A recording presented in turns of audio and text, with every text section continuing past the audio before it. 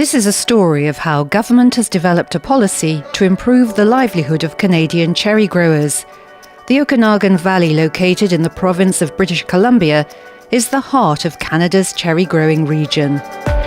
Since the introduction of plant breeders' rights in 1991, a special relationship has developed between cherry growers in the region and the Government of Canada.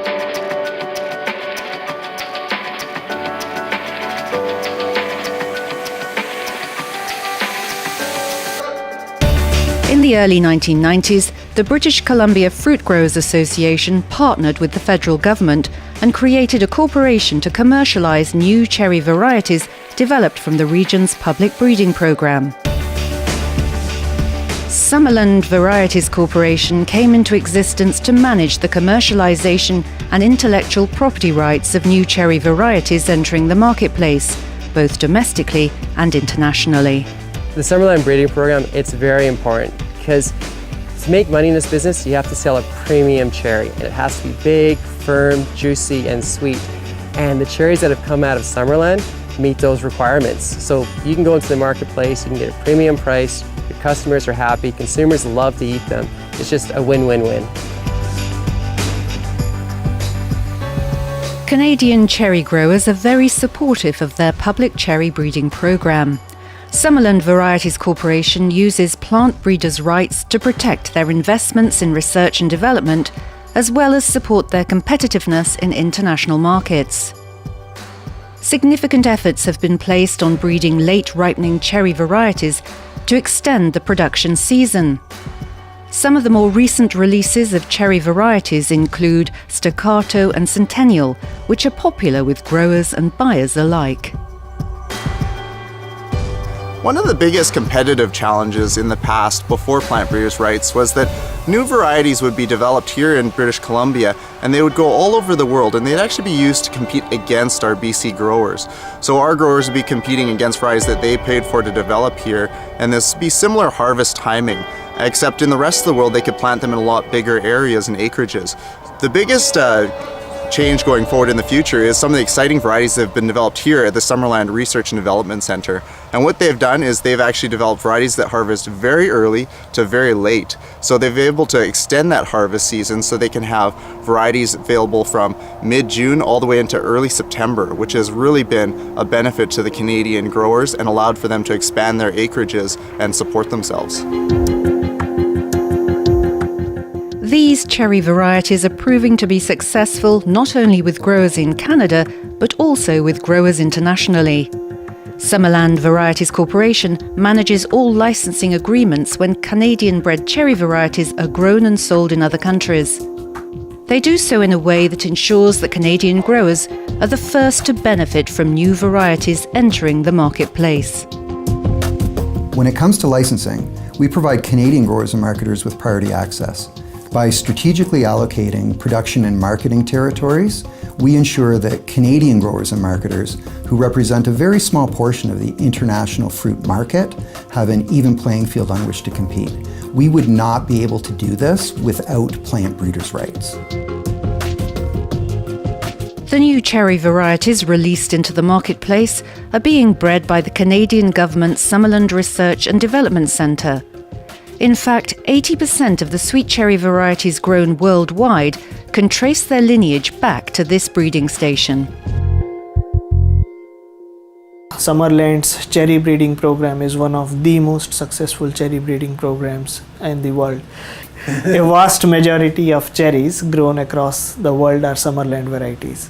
Some of the new varieties that we develop have improved texture, they have improved fruit size, they have better stem quality, they have good storability, they have good shippability, they have a good flavor, which are very important for the consumers.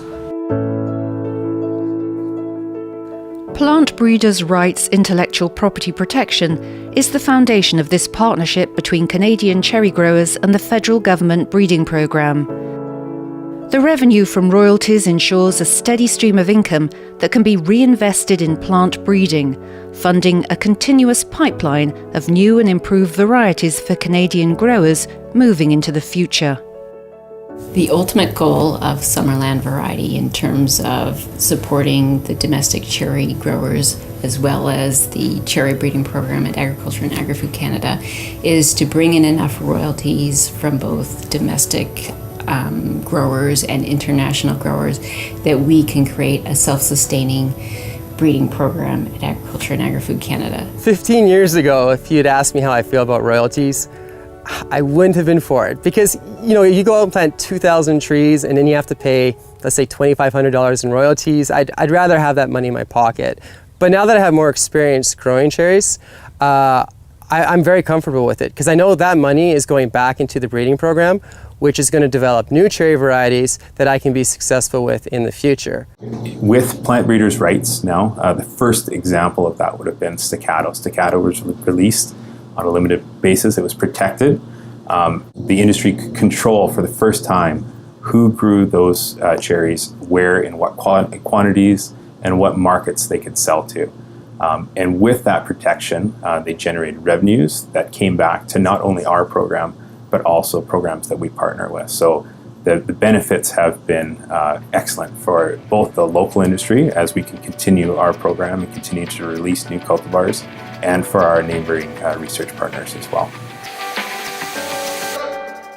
Sweet cherries represent only a small proportion of Canada's total fruit production. Only 1,700 hectares of orchards are in cherry production. However, by using plant breeders' rights intellectual property protection, cherry growers, in cooperation with government, are able to create a system that finances breeding efforts and provides innovative new varieties which allow Canadian growers to be competitive in a global marketplace. So the premium markets are the export markets, and the newest one is China. It's over 1 billion people, it's a growing economy, rising middle class, and they love cherries. And they see it as a valuable thing. Here in Canada, especially in the Okanagan, people kind of take cherries for granted because we're used to them, right? But there's a catch.